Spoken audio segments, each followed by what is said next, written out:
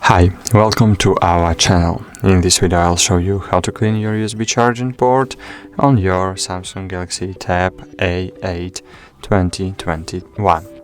So first I need to tell you that metal objects can damage your moisture protection and the charging mechanism. So I suggest to use an old toothbrush which you no longer use. So, as you can see, there is something in my charging port that's preventing the charging cable from going all the way into the connector, and now we are going to try to clear it. So, firstly, you need to take a brush in your hand and insert the one part of the brush in your charging port, then just gently pry the dirt out. So, cool, that's all. Thank you for watching, like this video, subscribe to our channel, and bye. See you